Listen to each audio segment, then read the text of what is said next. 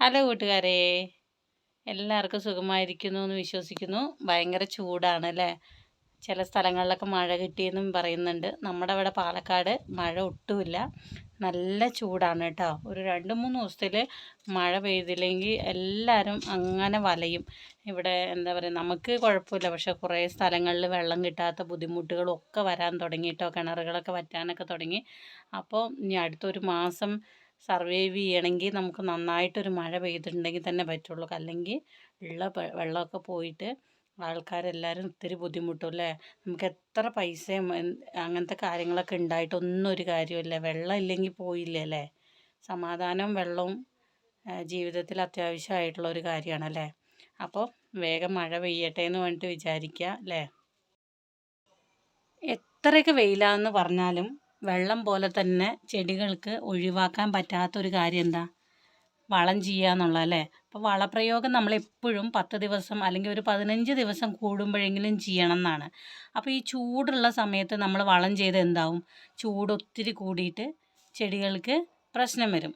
കൂടുതലും രാസവളങ്ങൾ ചെയ്താലാണ് കേട്ടോ. രാസവളം എന്ന് പറഞ്ഞാൽ ഒത്തിരി ചൂട് കൊടുക്കുന്ന കാര്യങ്ങളാണ്. അപ്പോൾ നമുക്ക് രാസവളങ്ങൾ എപ്പോഴും ഒഴിവാക്കിയിട്ട് നമ്മൾ മുന്നേ നമ്മുടെ വീഡിയോസിലൊക്കെ ജൈവവളങ്ങളെക്കുറിച്ച് ഈസി ആയിട്ട് വീട്ടിലുള്ള ജൈവവളങ്ങളെക്കുറിച്ചൊക്കെ പറഞ്ഞു അല്ലേ? അതൊക്കെ നമ്മൾ ഇടയ്ക്കിടയ്ക്ക് അപ്ലൈ ചെയ്യുന്നതാണ്. ആഴ്ചയിൽ ഒരിക്കലോ അല്ലെങ്കിൽ 10 ദിവസം കൂടുമ്പോഴോ എപ്പോഴും അപ്ലൈ ചെയ്യുന്നുണ്ട്. ഇന്ന് ഞാൻ കൊടുക്കാൻ പോകുന്ന വളത്തിനെ കുറിച്ചിട്ടാണ് കേട്ടോ. ഇത് കുറച്ച് പൈസ ചിലവുള്ളതാണ്, ഒത്തിരി ഒന്നും അല്ല. നമ്മുടെ ചാണകമൊക്കെ ഇല്ലേ, അങ്ങനത്തെ നമ്മുടെ വീടിൻ്റെ ചുറ്റുപാടുകളിൽ നിന്ന് അല്ലെങ്കിൽ തൊട്ടടുത്ത കടകളിൽ നിന്ന് വാങ്ങാൻ കിട്ടുന്ന ജൈവവളങ്ങൾ, അത് മാത്രം അധികവും നമ്മൾ വേനലിൽ കൊടുക്കാൻ ശ്രമിക്കുക. അപ്പോൾ എന്താണെന്ന് വെച്ചാൽ രാസവളങ്ങളെക്കാട്ടിലും ചൂട് കുറവായതുകൊണ്ട് അവർക്ക് വലിയ പ്രശ്നങ്ങൾ ഉണ്ടാവില്ല. പിന്നെ എപ്പോഴും നമ്മൾ ജൈവവളങ്ങൾ നമ്മൾ അളവിൽ കൂടുതൽ ഒരിത്തിരി കൂടിപ്പോയാൽ പോലും ചെടികൾക്ക് വലിയ പ്രശ്നം ഉണ്ടാവില്ല. പക്ഷേ ഇപ്പോൾ ചൂട് കാലത്ത് എപ്പോഴും നമ്മൾ കുറച്ച് ക്വാണ്ടിറ്റി കൊടുക്കുന്നതാണ് കേട്ടോ സേഫ്. രാസവളങ്ങൾ പക്ഷേ അളവിൽ കൂടിപ്പോയി കഴിഞ്ഞാൽ മൊത്തത്തിൽ വേര് ചീഞ്ഞ് അല്ലെങ്കിൽ വേര് മൊത്തത്തിൽ ഡ്രൈ ആയിട്ട് ചൂടും കൊണ്ട് മൊത്തത്തിൽ ചെടികളൊക്കെ കേടുവന്ന് പോകാറുണ്ട് അല്ലേ? അപ്പോൾ നമുക്ക് കായ്ഫലം കിട്ടാനും അല്ലെങ്കിൽ ചെടികൾ ഇനി ഒരു മാസം ഉണ്ടല്ലോ അല്ലേ? അപ്പം മഴക്കാലം വരുന്നതിന് മുന്നേ ഒന്നും കൂടെ പുഷ്ടിക്കാനും പുഷ്പിക്കാനും വേണ്ടിയിട്ട് നമുക്ക് വളം ചെയ്യാൻ പോവാണ് കേട്ടോ. അപ്പോൾ അതെന്ത് വളമാണെന്നാണ് ഞാൻ കാണിക്കുന്നത് കേട്ടോ. ഇതാണ് കേട്ടോ നമ്മൾ ഇപ്പോൾ ചേർത്ത് കൊടുക്കാൻ പോകുന്ന വളങ്ങളിലൊന്ന് ചാണകപ്പൊടിയാണ്. എല്ലാവർക്കും പരിചിതമായ ചാണകപ്പൊടി. നമ്മുടെ ഇപ്പോൾ നാട്ടിൻ പ്രദേശങ്ങളൊക്കെ ആയതുകൊണ്ട് നമ്മുടെ അടുത്തൊക്കെ പശുക്കൾ വളർത്തുന്നത് കൊണ്ട് അവിടെ നിന്ന് വീടുകളിൽ നിന്ന് ഡയറക്റ്റായിട്ട് നമ്മൾ കളക്ട് ചെയ്താട്ടോ. നമ്മുടെ വീട്ടിൽ നിന്ന് അടുത്ത് ഇതേപോലെ ഉണ്ടെങ്കിൽ ഡയറക്റ്റായി കളക്ട് ചെയ്യുന്നതാണ് ഏറ്റവും നല്ലത് കേട്ടോ. വളക്കടയിലൊക്കെ ആണെങ്കിൽ കുറച്ചും കൂടെ റേറ്റ് കൂടുതലുണ്ടാവും. പക്ഷേ ടൗൺ ഏരിയയിലൊക്കെ അങ്ങനെ നിർവാഹമുള്ളൂ. അപ്പോൾ കുറച്ചൊക്കെ ഇങ്ങനെ പൊടിയാനായിട്ട് കിടക്കുന്നുണ്ടാവും കേട്ടോ. അതൊക്കെ പിന്നെ മണ്ണിൽ അങ്ങനെ അലിഞ്ഞു പോയിക്കോളും. ഇത് നന്നായി ഉണക്കിയെടുത്ത് വെച്ചതാണ്.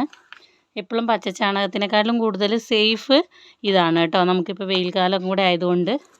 അപ്പം അതിൻ്റെ കൂടെ ഞാൻ വേപ്പിൻ പിണ്ണാക്കില്ലേ, ഇതാ വേപ്പിൻ പിണ്ണാക്ക് ഒരു പിടി ഇങ്ങനെ ഇട്ട് കൊടുക്കുന്നുണ്ട് കേട്ടോ.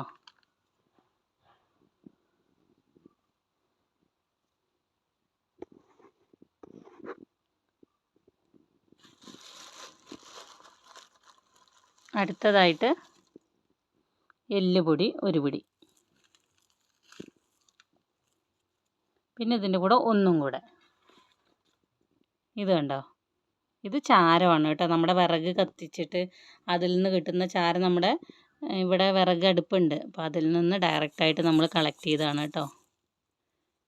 എന്നിട്ട് ഇത് നമുക്ക് നന്നായിട്ട് എല്ലാം കൂടെ ഒന്ന് മിക്സ് ചെയ്ത് കൊടുക്കണം. അപ്പോൾ നമ്മളിവിടെ അത് മിക്സ് ചെയ്ത് വെച്ചിട്ടുണ്ട് കേട്ടോ. ചാണകപ്പൊടിയും വേപ്പും പിണ്ണാക്കും എല്ലുപൊടിയും പിന്നെ ചാരമൊക്കെയും കൂടെ മിക്സ് ചെയ്ത് വെച്ച് ഇതാണ് നമ്മൾ കൊടുക്കുന്നത്. അപ്പോൾ ഈ ഒരു ചെറിയ ചിരട്ടയിൽ ഓരോ ചിരട്ട എന്നുള്ള രീതിയിലാണ് കൊടുക്കാൻ പോകുന്നത് കേട്ടോ. പിന്നെ ചെറിയ ചെടിയൊക്കെ ആണെങ്കിൽ അതിനനുസരിച്ച് കുറച്ച് കൊടുക്കുന്നുണ്ട്. പിന്നെ ഒത്തിരി വളം ചെയ്യുന്നതിനേക്കാളും കുറച്ച് നമ്മൾ ഓരോ ഇടവേളകളിലായിട്ട് കൊടുക്കുന്നതാണ് എപ്പോഴും നല്ലത്. ഇത് നമ്മുടെ മാവ് നമ്മൾ കൃഷിഭവനിൽ നിന്ന് കൊടുന്നത് നട്ടാണ് കേട്ടോ. അപ്പോൾ അതിൻ്റെ കൂടെ കണ്ടോ മത്തൻ തന്നെ മുളച്ച് വന്നിട്ട് അങ്ങനെ പടർന്നു. അപ്പോൾ ഈ വേനൽക്കാലത്ത് ചെടികളൊക്കെ പിടിച്ച് കിട്ടാൻ ബുദ്ധിമുട്ടല്ലേ എന്ന് പറഞ്ഞിട്ട് മാറ്റി നടാൻ നിന്നില്ല കേട്ടോ. അതപ്പോൾ നന്നായി ഹെൽത്തിയായി വന്നിട്ടുണ്ട്. നമ്മൾ ഇടയ്ക്കിടയ്ക്ക് ഇങ്ങനെ വെള്ളമൊക്കെ ഒഴിച്ച് കൊടുക്കാറുണ്ട് അടുക്കള സൈഡിലായതുകൊണ്ടേ. അപ്പോൾ അതുകൊണ്ട് നന്നായി വരുന്നുണ്ട്. അതാണെന്ന് തോന്നുന്നു ഈ മാവിന് കുറച്ചൊരു എന്താ പറയുക, നന്നായി പുഷ്ടിച്ച് വന്നിട്ട് ഇത് മത്തൻ കുറച്ച് വലുതായി കഴിഞ്ഞപ്പോൾ മാവ് കുറച്ചൊന്ന് ഡള്ളായിട്ടോ. അപ്പോൾ എന്തായാലും മത്തനിൽ കായ് പിടിക്കുമോ നോക്കാം, അല്ലെങ്കിൽ മത്തൻ വെട്ടി കൊടുക്കണം. അപ്പോൾ അതിന് രണ്ടിനും കൂടെ നമ്മൾ ഒരേ ചോടാണല്ലോ. അപ്പോൾ ഇതിനിങ്ങനെ ചുറ്റും 2 ചിരട്ടയിൽ ഇങ്ങനെ ഇട്ട് കൊടുത്താൽ മതി കേട്ടോ. ഇത് നമ്മൾ ഇതിങ്ങനെ വെച്ച് കോഴിയൊക്കെ വന്നിട്ട് ഇങ്ങനെ ചെനക്കാൻ എന്ന് പറഞ്ഞാൽ മണ്ണിങ്ങനെ മാന്തിയിട്ട് മാറ്റാതിരിക്കാൻ വേണ്ടിയിട്ട് ഇത് വെച്ച് കൊടുത്തേക്കുന്നത്. പിന്നെ തണുപ്പും നിൽക്കുമല്ലോ, അതുകൊണ്ട് ചൂട്ടിങ്ങനെ വെച്ച് കൊടുത്തേക്കുക. അപ്പോൾ അതുകൊണ്ട് അത് ഇങ്ങനെ ഇട്ട് കൊടുത്തു കേട്ടോ. ഇനിയിപ്പോൾ നമ്മൾ നന്നായി എപ്പോഴും നനയ്ക്കുന്നുണ്ട്. ഏത് വളം കൊടുത്താലും നന്നായി 2-3 ദിവസം എന്തായാലും നന്നായി നനയ്ക്കണം, ഡ്രൈ ആയിരിക്കാൻ വേണ്ടി.